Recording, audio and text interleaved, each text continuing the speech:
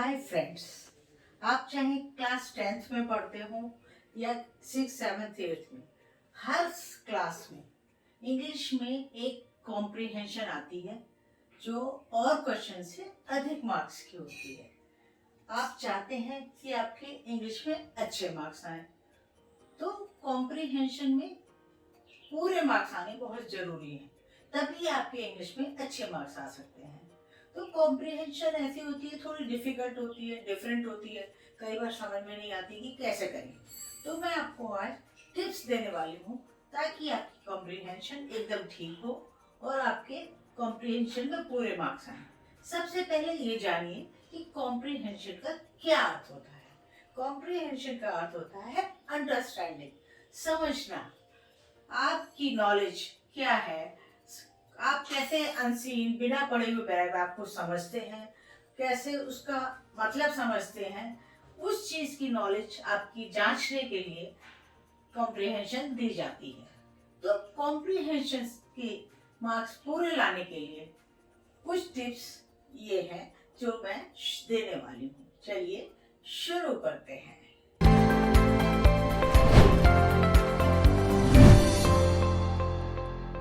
जैसे ही आपके हाथ में क्वेश्चन पेपर आता है, तो सबसे पहले तो आप अपनी कॉम्प्रिहेंशन को एक निगाह से देख लीजिए। तेजी से जैसे पढ़ते हैं, स्किमिंग कहते हैं जिसको इंग्लिश में, वो आप देख लीजिए ताकि आपको एक आइडिया लग जाए कि ये क्या है, किस सब्जेक्ट के बारे में है।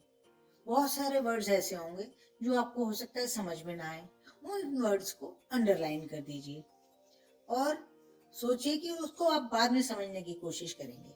फिर उसके बाद क्वेश्चंस को देख लीजिए, क्वेश्चंस को ध्यान से देखिए। एक ये ध्यान रखिए कि क्वेश्चन जिस नंबर से है उसी नंबर से आपको आंसर लिखना है। क्वेश्चन 1 फिर क्वेश्चन 2, जैसे जिस नंबर से है उसी सीरियल से आपको आंसर लिखने हैं। अब अपनी वोकैबुलरी पर ध्यान दीजिए कि आप उन वर्ड्स को समझने की कोशिश कीजिए। एक बात ध्यान रखिए कि एक बार की रीडिंग से कभी भी कॉम्प्रिहेंशन समझ में नहीं आती है, तो आपको कॉम्प्रिहेंशन कम से कम 2 बार जरूर पढ़नी है।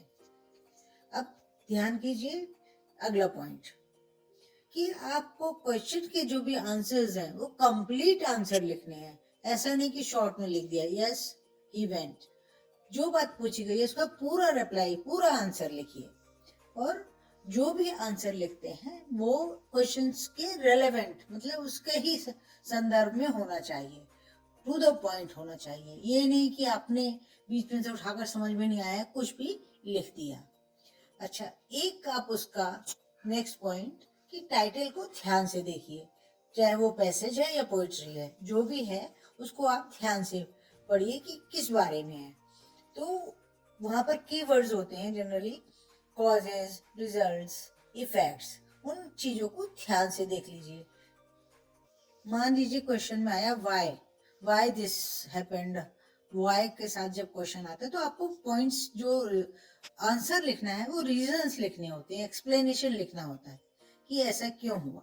उसमें कॉज वर्ड हो सकता है, इफेक्ट वर्ड हो सकता है या पर्पस वर्ड हो सकता है पैराग्राफ के अंदर, और क्वेश्चन में वो वाई, तो वो आपको मैच करके समझ आ जाएगा कि वाई का आंसर इसमें से कौन सा होगा, कॉज, इफेक्ट या पर्पस, जो भी वर्ड यूज हुआ है उसके साथ का सेंटेंस रिप्लाई में लिखा जाएगा।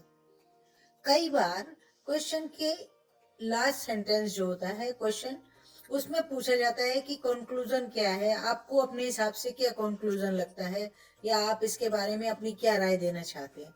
तो ये रिप्लाई भी कोई पैराग्राफ के अंदर छिपा रहता है, लाइंस के बीच में क्लू होता है, वो छिपा रहता है। कुछ कीवर्ड्स, फ्रेजेस होते हैं जिससे कि आप पूरी बात को समझ सकते हैं कि क्या बात कही गई है, क्या इसका कंक्लूजन निकलता है, वो आप कंक्लूजन में लिख सकते हैं। अगर कोई क्वेश्चन आपसे पूछा जाता है, कोई पर्टिकुलर वर्ड पूछा जाता है कि इसको एक्सप्लेन कीजिए, इस फ्रेज को एक्सप्लेन कीजिए, ऐसे में फ्रेज को एक्सप्लेन करने के लिए उसका मीनिंग चेंज नहीं होना चाहिए, उसका अर्थ नहीं बदलना चाहिए। तो आप उस वर्ड या फ्रेज के आगे और पीछे के वर्ड्स को एक साथ मिलाकर पढ़ें, तब आपको समझ में आ जाएगा कि इस फ्रेज का क्या अर्थ है, और फिर आप उसको अपने हिसाब से एक्सप्लेन कर सकते हैं। एक बात और ध्यान रखिए कि क्वेश्चन जिस टेंस में है, आंसर भी उसी टेंस में देना चाहिए। अगर प्रेजेंट टेंस में है तो प्रेजेंट टेंस में, पास्ट टेंस में है तो पास्ट टेंस में देना है। जब आप क्वेश्चन पढ़ते हैं तब आपको ध्यान से पैराग्राफ में, उस पैसेज में आंसर्स अपने हिसाब से मार्क कर लेने चाहिए, ताकि आप जब आंसर लिखें तो आपका आंसर सही हो। पैसेज में पूछे गए क्वेश्चंस इन क्वेश्चन वर्ड से शुरू हो सकते हैं। Who, whose, whom, which, what, when, where। तो जो आपसे क्वेश्चन पूछा गया है उससे रिलेटेड आंसर हमेशा पैसेज में छिपा रहता है। मान लीजिए आपसे हाउ मच पूछा, तो आपको उसमें किसी चीज का क्वांटिटी होगी या उसकी वैल्यू होगी, पैसे होंगे, कॉस्ट होगी, वो आपको बताना होगा। मान लीजिए हाउ लॉन्ग पूछा गया है कोई क्वेश्चन में, हाउ लॉन्ग दिस हैपेंड, कोई भी चीज के बारे में, तो जो भी कोई टाइम उसमें फ्रेम होगा पैराग्राफ में, किस समय तक, किस टाइम के लिए बारे में बात की जा रही है, वो पैराग्राफ में छुपा होगा। आप उसकी ड्यूरेशन लिख सकते हैं। अभी आपको मैंने बताया था कि जिस टेंस में हो क्वेश्चन उसी में आंसर लिखना होता है।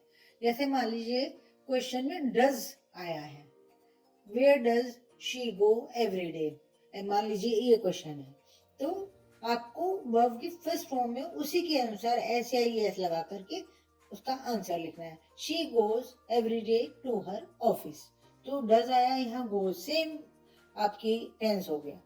इसके अलावा मान लीजिए क्वेश्चन में कोई नॉट आया है, तो निगेटिव सेंटेंस क्वेश्चन में है, तो आपको आंसर भी उसी तरह देना है। Why does she not come regularly, तो इसका आप आंसर कैसे लिखेंगे?